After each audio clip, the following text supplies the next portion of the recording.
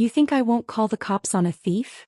Whitney Caldwell's voice carried across the entire grocery store, sharp and delighted, the particular cruelty of someone who'd never once worried about an audience. Maddie Sullivan stood frozen behind the register, a return slip trembling slightly in her hand, three of Whitney's friends crowding the checkout lane behind her like an audience gathering for a show. I already explained, Maddie said, keeping her voice as level as she could manage despite her racing heart. The receipt discrepancy isn't something I did. The system flagged the return automatically. I'm just following store policy. Convenient, Whitney said, reaching across the counter and grabbing the front of Maddie's uniform. Maybe I should talk to your manager about how convenient it is that discrepancies keep happening on your shifts. There's no pattern, Maddie said. This is the first time. Whitney's hand moved fast, closing around Maddie's name tag and ripping it clean off her uniform, the small plastic rectangle clattering to the floor between them. Maybe you shouldn't be wearing one at all if you can't be trusted to do the job. The store had gone uncomfortably silent, other customers watching with the particular frozen discomfort of people who wanted to help but didn't know how, or didn't want to get involved in whatever cruel spectacle was unfolding at Register 3. I need you to step back, Maddie said, her voice shaking now despite her effort to stay composed. I haven't done anything wrong. Apologize, Whitney said, shoving Maddie's shoulder hard enough to knock her back a step. For wasting my time. For the attitude. Apologize right now. Maddie's jaw tightened. She wasn't going to apologize for something she hadn't done, not even to make the humiliation end faster. I'm not apologizing for doing my job correctly, she said, quiet but unwavering. Whitney's hand rose again, reaching for another shove, and stopped mid-motion, frozen by a voice that cut through the store's tense silence with absolute quiet authority. Don't touch her again.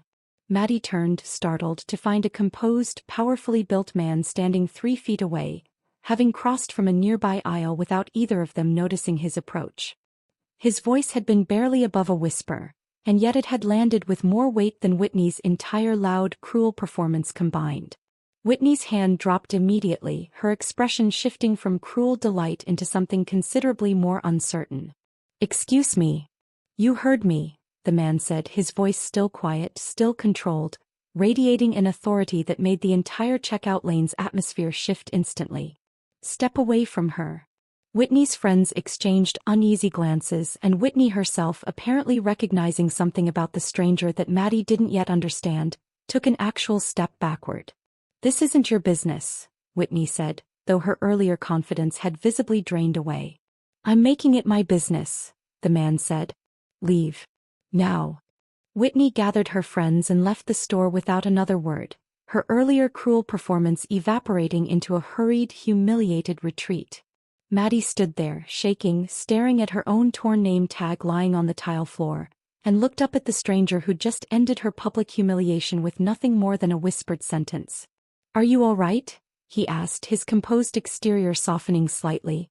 I'm fine, Maddie said automatically, though her voice betrayed exactly how not fine she actually was. You didn't have to do that.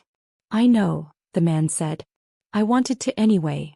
She had no idea, bending down to retrieve her torn name tag with trembling hands, that the composed stranger who'd just defended her was Antonio Greco, a man whose quiet authority commanded fear and respect across half the city, or how completely that single whispered sentence was about to upend the careful, exhausting stability of her entire life. Maddie Sullivan was 23 years old, and the small apartment she rented alone in Baltimore's Highlandtown neighborhood represented the entire fragile structure of a life she'd built through sheer, exhausting persistence since aging out of the foster care system at 18 with no family safety net to fall back on. She worked the late shift at Harbor Market, a modest neighborhood grocery store that had become, over the past 2 years, the closest thing to steady ground she'd managed to build. Her financial pressure was constant and severe, rent that consumed most of her paycheck, and the particular exhaustion of watching her hours get quietly cut month after month as the store's ownership tightened its budget, leaving her calculating grocery money down to exact dollars just to make it through each pay period. Her personal goal, held close and rarely discussed with anyone, was simply to save enough eventually to take a few community college courses toward a business degree. A modest dream she'd been chipping away at for 2 years, one deferred semester at a time, whenever an unexpected expense inevitably ate into whatever she'd managed to set aside. Her emotional wound ran deep and specific.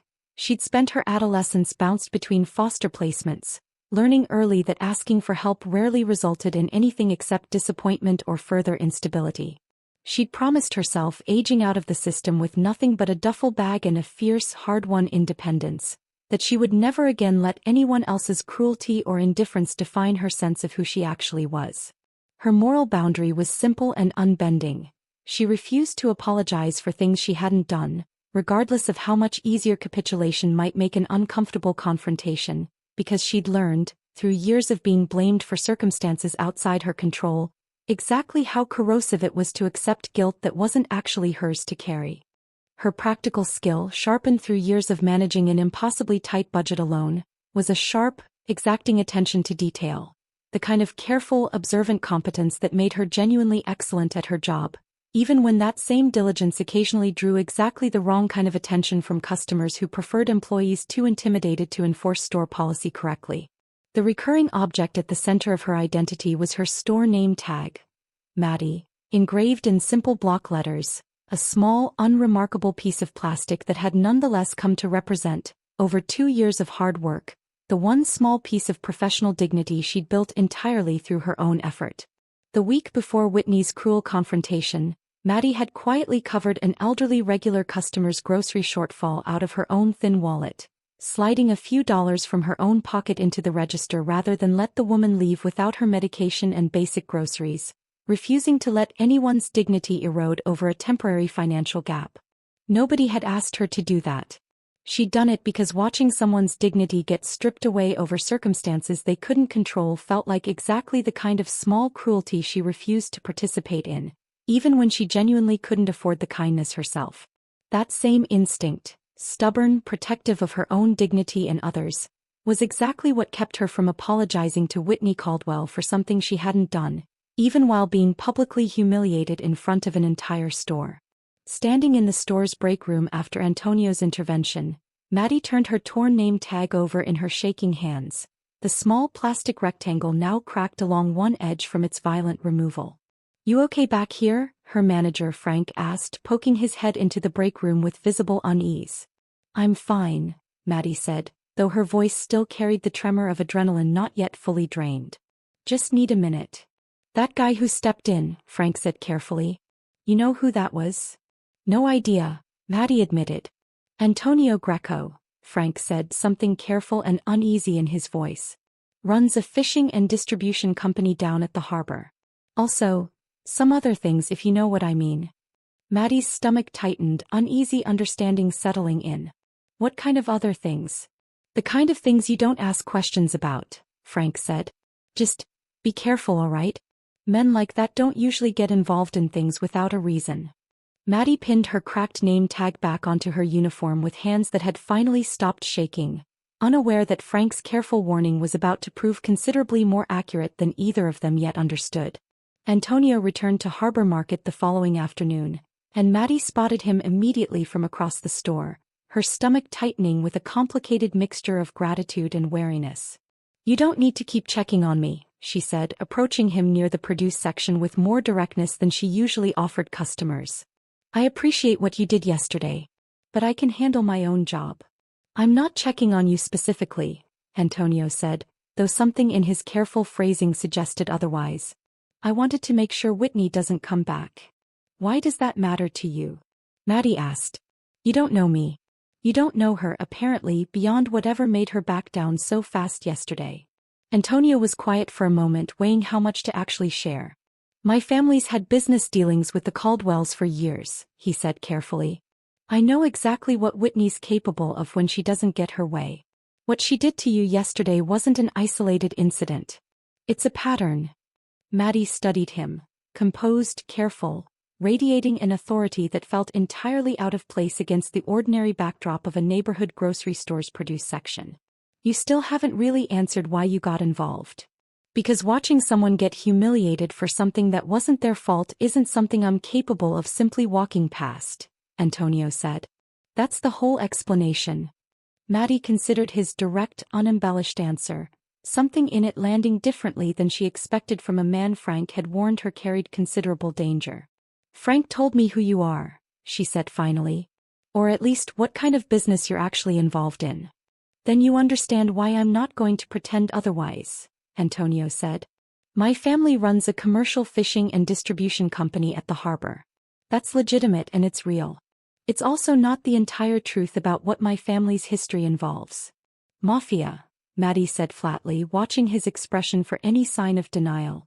"That's the word people use," Antonio said, not denying it. Every instinct told Maddie to end this conversation, to retreat into the safety of her ordinary, careful life. But something about his directness, offered without excuse, without minimizing what it meant, kept her rooted where she stood. "I don't want to owe you anything," she said finally, "for what you did yesterday. I don't want this to become something more complicated than a stranger stepping in during an uncomfortable moment." "You don't owe me anything," Antonio said. "I'd like to offer you something anyway if you'll let me. A new name tag since Whitney destroyed the one you had." "I already fixed mine," Maddie said, gesturing to the cracked but functional tag still pinned to her uniform. "I don't need a replacement." "I already had one made," Antonio admitted, something almost sheepish crossing his composed features as he pulled a small box from his jacket pocket. "Before I knew you'd fixed your own. I understand if you don't want it." Maddie studied the small box, torn between her instinctive wariness about accepting anything from him and a genuine, unexpected warmth at the careful, thoughtful gesture. "I appreciate the thought," she said finally. "But I'm keeping to myself. It matters to me that I fixed it myself." Something shifted behind Antonio's composed expression. Not offense but a kind of genuine, unguarded respect. "That's a remarkably clear boundary," he said. "I've had a lot of practice being clear about what I will and won't accept," Maddie said. "It comes with the territory of building a life mostly on my own." Their conversation was interrupted by Frank, approaching with visible unease at finding Antonio Greco lingering in his produce section for the second day running. "Everything all right here?" Frank asked, his careful tone suggesting he already suspected the answer mattered considerably more than a casual check-in. "Everything's fine," Antonio said. "Just making sure Maddie's doing well after yesterday." Frank's expression flickered with something between relief and continued unease, retreating back toward his office without further comment. "He's worried about what your presence here means for the store," Maddie observed. "He should be," Antonio admitted. "Whitney's father and my family have been rival business interests near the harbor for years. If he realizes I've taken a personal interest in what happened to you, that could complicate things for this store considerably." Maddie's stomach tightened with sudden unease. "Complicated things how?" "I don't know yet," Antonio said honestly. "I'm telling you because I think you deserve to understand the risk, not because I'm trying to frighten you unnecessarily." Maddie absorbed the weight of his careful honesty, weighing genuine unease against her growing curiosity about a man who'd defended her with nothing more than a whispered sentence and was now warning her plainly about consequences she hadn't fully considered. "I need to get back to work," she said finally, though something in her voice suggested she wasn't entirely retreating from the conversation, just pausing it. "Of course," Antonio said. "I'll be around if you need anything." He left without further pressure, and Maddie stood in the produce section for a long moment afterward, unsettled by how much she found herself hoping he actually would return. Antonio's continued presence near Harbor Market over the following days proved exactly as complicating as he'd warned, though the consequence arrived faster and considerably more severely than either of them anticipated. Whitney's father, Robert Caldwell, apparently learned within days that Antonio Greco had personally intervened to protect a grocery store clerk his daughter had humiliated, and understanding exactly what that intervention implied about Antonio's interest, moved swiftly to retaliate. "Frank wants to see you," a coworker told Maddie halfway through her shift, something uneasy in her tone. Maddie found Frank in his cramped office, his expression carrying the particular discomfort of a man delivering news he genuinely didn't want to deliver. "I have to let you go," Frank said, not meeting her eyes directly. "Effective immediately." Maddie's stomach dropped. "Why? I haven't done anything wrong." "It's not about performance," Frank admitted, visible guilt in his voice. "The store's supplier relationship got complicated. I got a call this morning making it clear that keeping you employed here would jeopardize contracts this store depends on. Robert called. Maddie said, understanding settling cold and furious in her chest. I can't say for certain, Frank said carefully, though his evasive tone confirmed exactly what Maddie already suspected. I'm sorry, Maddie. I genuinely am. You're one of the best employees I've ever had. This isn't about you. Maddie left the store that afternoon, unemployed and shaking with a mixture of fury and fear, her phone already dialing Antonio's number before she'd fully processed what she wanted to say. They fired me, she said the moment he picked up. Frank said the supplier relationship got complicated. I think Whitney's father had me fired because of you. Antonio's response was instant, sharp with controlled fury. I'm sorry. I should have anticipated this more carefully. You should have warned me this could actually happen, Maddie said, fear and anger tangled together in her voice. Not just vaguely mentioned complications. I needed that job. You're right, Antonio said, something raw and genuinely apologetic in his controlled voice. I underestimated how fast Robert would move. I'm going to fix this. I don't need you to fix anything, Maddie said, though her voice carried less conviction than the words implied, exhaustion and fear cutting through her usual fierce independence. I need to figure out how I'm going to make rent next month. The situation escalated further within days. Maddie received notice from her apartment building that her lease renewal, which she'd already submitted paperwork for weeks earlier, had inexplicably fallen through, a mysterious complication in the paperwork that her landlord couldn't fully explain, but that arrived with suspicious timing immediately following her termination. This isn't a coincidence, Maddie told Antonio, standing in her apartment's doorway with an eviction notice shaking in her hand. First my job, now my lease. Someone's deliberately targeting everything stable in my life. Antonio's alarm was immediate and absolute.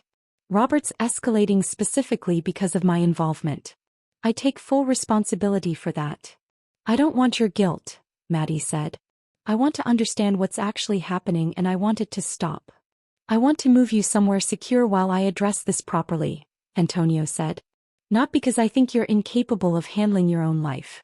Because Robert's clearly willing to target everything stable you've built, specifically because of my involvement, and I'm not willing to let that continue unchecked. Maddie's instinctive independence flared, even through genuine fear about her housing and employment collapsing simultaneously. I don't want to be someone's charity case, hidden away because a powerful man's daughter decided to ruin my life. You wouldn't be a charity case, Antonio said. You'd be someone I'm taking responsibility for protecting because my involvement is directly what triggered this retaliation. That's different. Maddie considered his careful distinction, weighing genuine desperation against her fierce reluctance to let her hard-won independence dissolve into dependence on a man whose world had already cost her everything stable in her life within a single week. If I accept this, she said finally, it's on my terms. I'm not disappearing into hiding indefinitely. I want to understand exactly what you're doing to fix this, every step, not just be told everything's being handled. Agreed completely, Antonio said without hesitation. Whatever you need. That evening, Antonio's cousin Gina, who managed the family's legitimate distribution operations, confronted him directly, visible concern in her expression. People are asking why you're personally involved in protecting a grocery store clerk, Gina said. It's drawing considerable attention, Antonio. Robert's already escalated once. If he realizes how much weight you're actually putting behind protecting her, he might escalate further. I'm aware of that risk, Antonio said. I'm not willing to leave her exposed to retaliation I directly caused. Maddie packed a small bag that evening under the watchful eye of Antonio's driver, her cracked but carefully repaired name tag tucked into her coat pocket, and didn't look back at the apartment she was about to lose regardless of anything Antonio could do to intervene. Whatever came next, there was no simple path back to her ordinary hard-won independence anymore. The protected apartment near Antonio's family estate, where Maddie now stayed while he worked to address Robert Caldwell's retaliation, became over the following days less a temporary refuge and more a strange, complicated space neither of them fully acknowledged out loud. Scene 1 came the next morning, practical and immediate. Maddie found Antonio's younger sister, Isabella, sitting alone in the estate's kitchen, quietly reviewing job applications with visible frustration. Everything all right? Maddie asked, settling in across the table. Just annoying paperwork, Isabella said, though something in her tired expression suggested more complicated exhaustion underneath. I'm trying to help coordinate some outreach for a community program Antonio funds quietly. Nothing dramatic. Maddie glanced at the paperwork, her own detail-oriented competence surfacing instinctively. This budget line doesn't add up. You're double-counting this allocation. Isabella's eyebrows rose, surprised. You're right.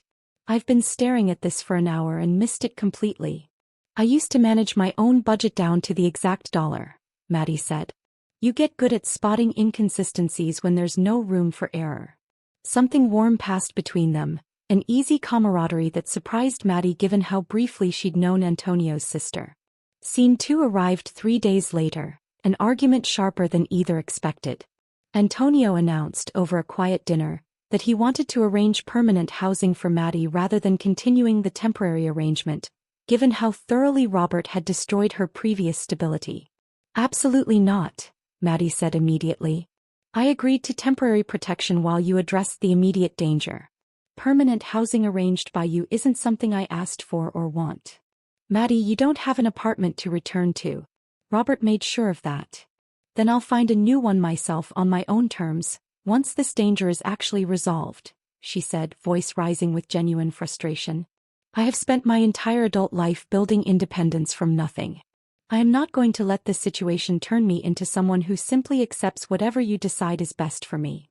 Antonio sat back, absorbing the force of it, and for the first time actually paused instead of immediately defending his position. You're right, he said finally. Tell me what would actually work instead. Maddie's anger softened at the honesty. Help me address the immediate danger. Don't decide my long-term housing for me. Done, Antonio said, meaning it. Scene 3 came on the 7th night, when Maddie found him alone on the estate's back terrace, a glass of wine he wasn't drinking held loosely in one hand. Isabella was bullied mercilessly in high school, Antonio said, before she'd even asked what was on his mind. I was away at the time, establishing myself in the family business, not paying close enough attention to what she was going through at home. By the time I understood how bad it actually was, considerable damage had already been done. I've spent years since then believing I failed to protect her when it mattered most. That's not an easy thing to carry, Maddie said, sitting down beside him. Watching Whitney humiliate you that first day, Antonio said, it triggered something I hadn't fully processed about Isabella. I couldn't stop what happened to my own sister. I could stop what was happening to you right in front of me, and I wasn't going to let that moment pass the way I let so many moments pass with Isabella. That makes sense, Maddie said quietly. But I need you to understand something. I'm not Isabella. I don't need you to protect me as some kind of correction for what happened to her. I can appreciate what you did that first day without becoming a substitute for a guilt that isn't actually mine to help you resolve. Something shifted fully open in Antonio's expression. Recognition, genuine consideration. You're right, he said. I hadn't fully separated those two things in my own head until you just said that. I understand carrying guilt about someone you couldn't protect, Maddie said. I spent years in foster care wishing someone had stepped in for me the way you stepped in for me that day at the store. I think that's part of why it mattered so much watching you do exactly what I always wished someone had done for me growing up. But that's my own history, not a debt you owe me for whatever happened with Isabella. He looked at her, something raw and unguarded moving across his face. You keep finding exactly the thing I need to hear. I've had a lot of practice with complicated grief, Maddie said simply. They sat in silence that wasn't uncomfortable, the estate's grounds quiet around them, and something passed between them that wasn't yet spoken but was undeniably present. Two people who'd both learned, through different kinds of loss, exactly how much courage genuine protection actually required. It was Marco, Antonio's head of security, who broke the moment, appearing at the terrace door, tablet in hand, expression tight. Antonio, he said. Something worth hearing. Maddie mentioned overhearing a conversation at the store months ago. Robert Caldwell discussing supplier invoices with an associate. I think it connects to something considerably bigger than Whitney's original confrontation. Maddie's brow furrowed, memory surfacing slowly. I remember that now that you mention it. Months ago, before any of this happened, Robert was in the store talking quietly with another man near the loading dock, Something about invoices not matching actual shipments. I didn't think anything of it at the time. It seemed like ordinary business talk. Antonio's posture straightened instantly. What exactly do you remember him saying? Something about the numbers needing to stay consistent with what we told the accountants. Maddie said slowly, the memory sharpening with focused attention. I remember because it struck me as an odd phrase at the time, though I didn't understand why. Marco's expression sharpened considerably. That matches exactly the kind of language you'd use to describe falsified invoices. Antonio, this could tie directly to fraud within the supplier contract our own family's business has maintained with the Caldwells for years.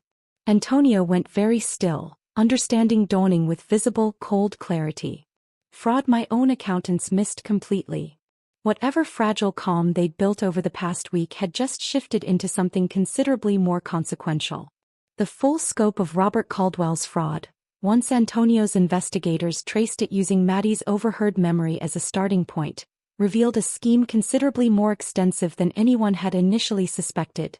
Falsified invoices spanning years, systematically overcharging Antonio's distribution company for shipments that didn't match actual delivered quantities. He's been defrauding my family's business for years, Antonio said, studying the evidence with barely controlled fury. Using our decades-long supplier relationship as cover, knowing we trusted the numbers without questioning them closely enough. And he fired me and tried to take my apartment, Maddie said, specifically to keep me from remembering exactly what I overheard that day. I believe so, Antonio said grimly. He must have realized once he understood I'd taken a personal interest in you, that you'd been present in the store during conversations he needed to stay hidden. Robert, apparently sensing the investigation's direction once his associates reported unusual financial inquiries connected to the supplier contract, moved fast. Maddie received an anonymous, chilling voicemail that evening. Stop talking about things you don't understand, or you'll regret it more than losing a job. Maddie's hands shook as she played it for Antonio. He's threatening me directly now. Then we move faster than he expects, Antonio said, voice going cold and absolute. I want this exposed completely, evidence strong enough that Robert can't simply intimidate his way out of consequences. That evening, Antonio gathered his senior associates, laying out the full situation. The falsified invoices, Maddie's overheard conversation, the escalating threats against her safety.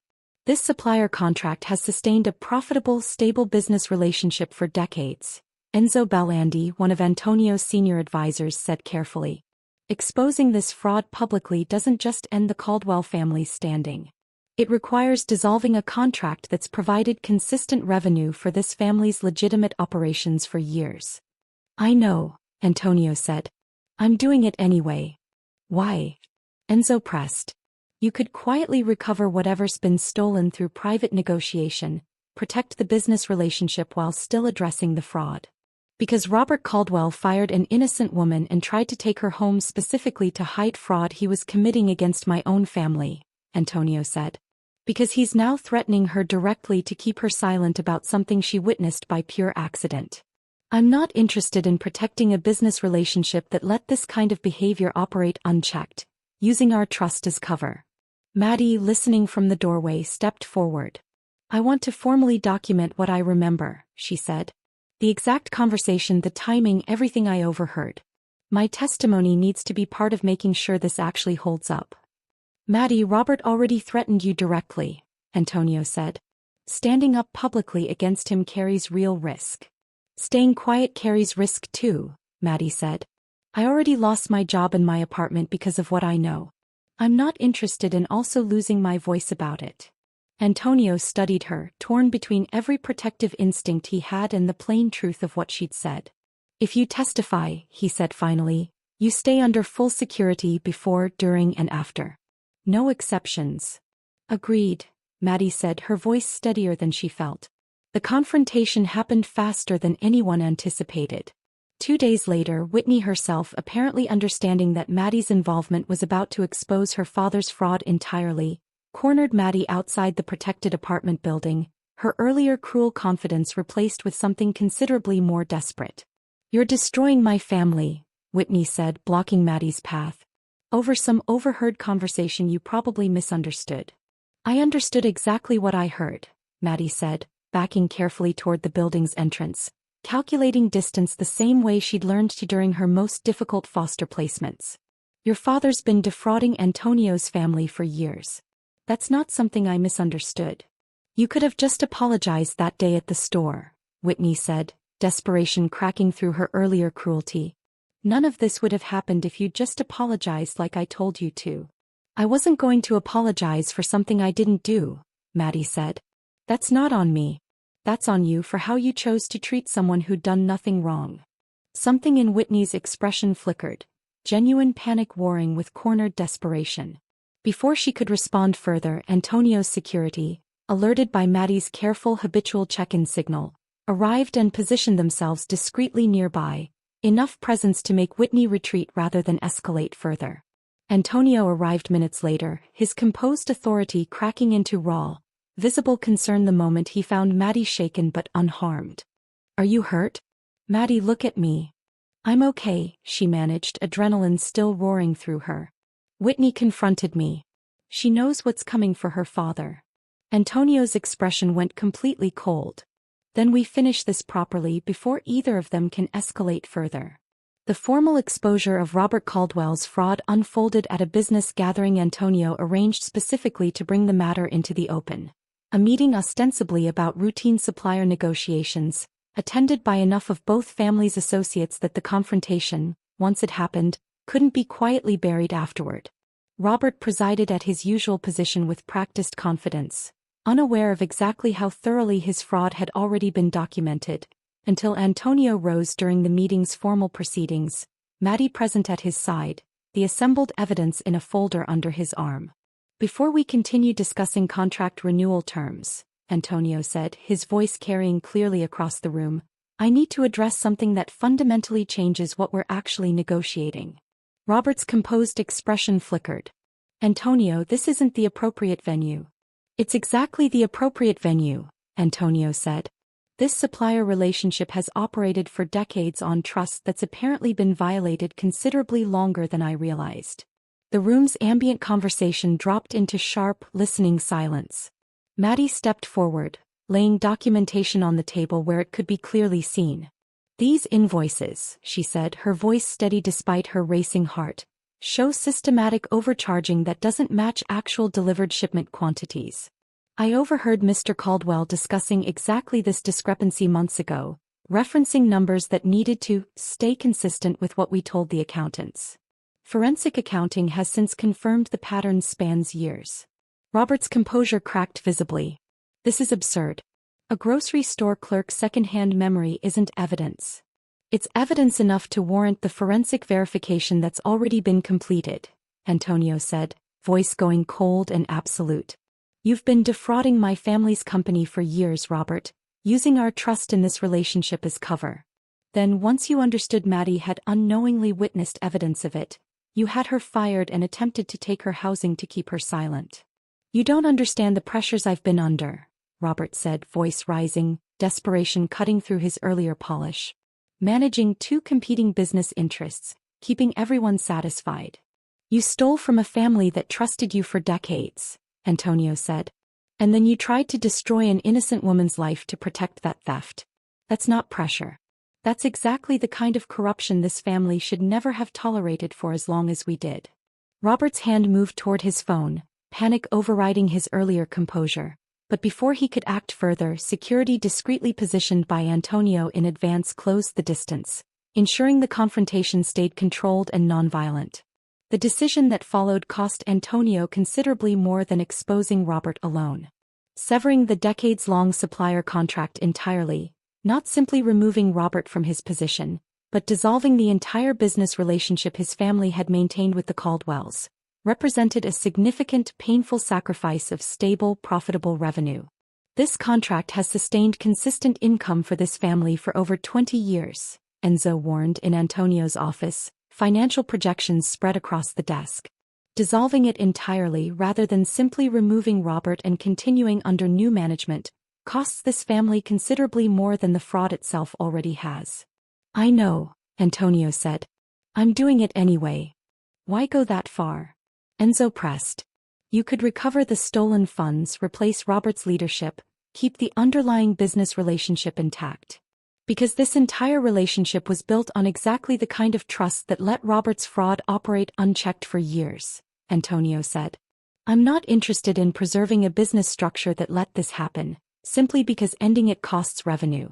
I'd rather build something honest from nothing than keep something profitable that's rotten at its foundation. It was, Maddie would understand later, the single most costly decision Antonio made throughout the entire ordeal. Not the confrontation with Robert directly, but the deliberate, complete dissolution of a supplier relationship worth considerable stable income, specifically because its entire foundation had been compromised by exactly the kind of corruption he could no longer justify continuing to profit from. You didn't have to end the entire contract, Maddie told Antonio, finding him in his office 3 days after the dissolution announcement, exhausted in a way she hadn't seen from him before. You could have removed Robert and kept the business relationship intact under new leadership. I could have, Antonio admitted. For years I told myself that maintaining profitable, long-standing business relationships mattered more than examining whether they were actually built on anything honest. Watching Robert try to destroy your entire life to protect his own fraud, that taught me something I should have understood a long time ago. He met her eyes directly. Dignity cannot be stripped away by cruelty, only reclaimed through quiet strength. That's exactly what you did that very first day, refusing to apologize for something you hadn't done, even while being publicly humiliated. Watching you hold on to that dignity even after everything Robert tried to take from you, taught me what this family's business relationships should actually stand for. Maddie was quiet a long moment, weighing everything he'd admitted against the fierce independence she'd fought to protect throughout this entire ordeal. I need you to understand something too, she said finally. I'm not interested in staying close to you because I feel like I owe you anything for protecting me or exposing Robert or any of it. I refused to apologize that first day because apologizing for something I didn't do isn't who I am. I'm not going to let gratitude replace something that has to be chosen freely, not even for you. That's exactly what I want you to understand too, Antonio said. Whatever you choose next, it has to be entirely yours. Robert Caldwell's exposure led to significant financial and legal consequences within weeks. His fraud thoroughly documented and impossible to minimize once the evidence became public. Whitney's influence, dependent entirely on her father's wealth and reputation, collapsed alongside his. You didn't have to testify so thoroughly, the investigating attorney told Maddie afterward. A less detailed account would have sufficed. He tried to destroy my entire life to protect his fraud, Maddie said simply. I wasn't interested in leaving any room for doubt. 3 weeks later, Maddie stood in a small empty storefront 2 blocks from where Harbor Market still operated, sunlight cutting through dusty windows onto bare shelves waiting to be filled. Antonio had offered her, more than once, a management position within his company's legitimate distribution operations. Generous, secure, considerably removed from the uncertainty of starting something entirely her own. She turned it down every time, gently but firmly, exactly as she'd promised herself she would. You could take on something with guaranteed stability, he said, finding her measuring the storefront's dimensions with a notebook full of careful calculations. You've more than earned that after everything this cost you. I know, Maddie said. But I want to build something that's entirely mine. Not handed to me, not managed by someone else's company. Mine from the ground up, the way I've built everything else in my life. Then what do you actually need? Antonio asked. Nothing you're offering to hand me directly, Maddie said, something warm and certain in her voice. Just you showing up sometimes the way you have been. Not managing this. Just present. That I can do, Antonio said, something soft moving behind his careful expression. That evening, standing together in the empty storefront that would soon become Maddie's own small shop, Antonio reached into his jacket pocket and produced something Maddie hadn't expected. Her original cracked name tag, the one she'd pinned back onto her uniform herself after Whitney tore it off weeks earlier. Where did you get this? Maddie asked, genuine surprise in her voice. Frank gave it to me, Antonio admitted. After everything with Robert was resolved, he mentioned he still had it from when you cleared out your locker. I thought you might want it back. Maddie took the small, cracked piece of plastic, turning it over in her hands. I fixed this myself that first night, she said quietly. Pinned it back on with shaking hands, refusing to let Whitney's cruelty be the last thing that name tag represented. "I remember," Antonio said. "That's exactly why I wanted you to have it back." He took the tag gently from her hands and with careful, deliberate precision, pinned it onto the collar of her jacket himself, not as rescue, not as correction for what Whitney had done, but as quiet acknowledgement of exactly the dignity Maddie had reclaimed entirely through her own strength. "I know I complicated your independence, the moment I stepped in that first day at the store," Antonio said. "I've thought about that a lot. Whether any of this actually helped you or whether it just handed you a different, more complicated version of the same problem." "It did complicate things," Maddie admitted honestly. "But you also listened every single time I pushed back. That's the difference. You didn't just decide for me and expect gratitude. You let me set the terms, even when it clearly would have been easier for you not to, even when it cost your own family's business relationships to do this properly. Then let's keep building it that way," Antonio said, "together on whatever terms actually work for both of us." She closed the distance between them herself, deliberate and certain, and kissed him. The choice entirely hers, made with eyes open to exactly what it had cost and exactly what it had given her in return. Maddie's small shop opened 3 months later, her name tag, cracked, repaired, entirely her own, pinned proudly to her apron every single day she worked behind her own counter, in the business she'd built entirely through her own persistence and strength. She still believes, more firmly now than ever, that dignity cannot be stripped away by cruelty. It can only ever be reclaimed, quietly and completely, through the strength to refuse the apology you never actually owed. If this story stayed with you, I want to know what you think. Was Antonio right to step in that night at the register, or should Maddie have been left to handle Whitney's cruelty entirely on her own? Tell me your honest answer in the comments and why you believe it. The stories about quiet dignity reclaimed through strength resonate with you. Subscribe. The next one is coming soon.